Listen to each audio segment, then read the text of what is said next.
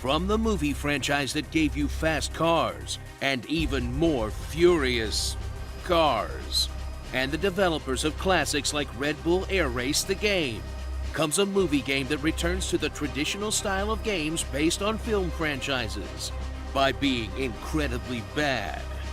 Fast and Furious Crossroads.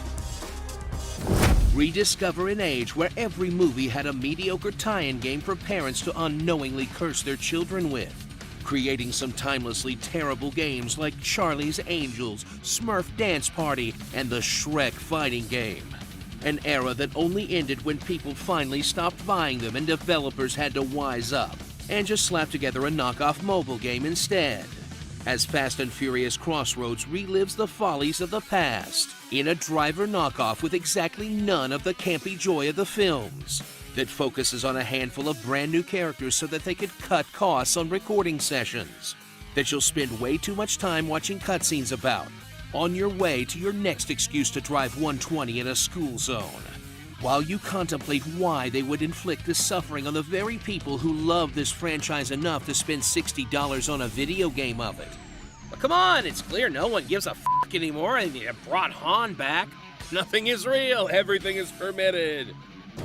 Crash into the slick criminal underground of the Fast and Furious-averse in the not-so-slick PS3-era textures of Fast and Furious Crossroads, as 3 whole members of the actual cast reprise their roles in horrible skin suit representations of themselves.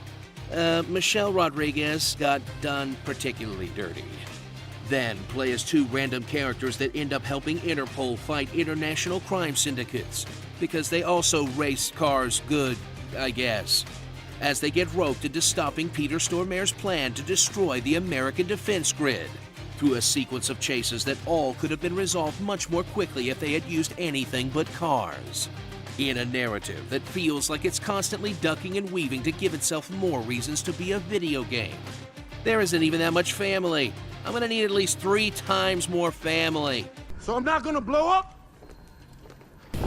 Smash yourself into literally everything in front of you, in driving mechanics that feels like driving a car in a dream after you took a bunch of NyQuil, as you fight for control of your vehicle constantly, with rides that handle like the Flintstones car driven by a guy having a seizure, where almost all of your drifting will send you directly into the wall, none of which really matters because all of your cars are apparently built out of no crashium, as you repeatedly take down reinforced armored vehicles with your Honda Civic hatchback, and plow into oncoming traffic with little to no consequences.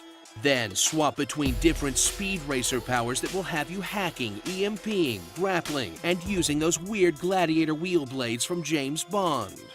That will have you chasing your targets to get within range to do a stupid timing or button mashing minigame, while they constantly throw a bunch of cars to smash into you.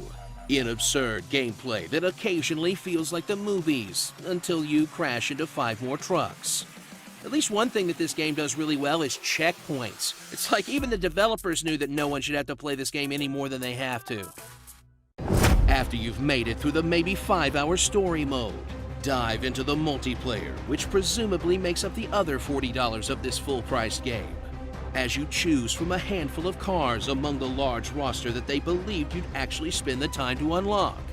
Then get placed into one of 3 teams, heroes, villains, and police, and fight for control, or if you're a cop, just kind of act like a dick to everyone, in matches that start off like a watered-down Twisted Metal, then screech to a halt as players try to fight for an area the size of a Wendy's parking lot, in one of the strangest games of bumper cars that has the audacity to call itself a multiplayer, on the bold assumption that you'll even find the other 8 people to actually play a game. Spoilers, you probably won't. So put the pedal to the metal and get ready to hit that NOS for one of the most lackluster experiences that video games have to offer. That's not even really worth a good laugh if someone hated you enough to get you this game, because its biggest flaw isn't the poor design or unruly controls. It's just that it's boring as f***. Starring... Da-dum-da-dum-dum-dum. We have Michelle Rodriguez at home, Janelle Monáe, Krillin, big ass forehead, and someone who really didn't need to do this. Don't buy, I'm serious, long loads.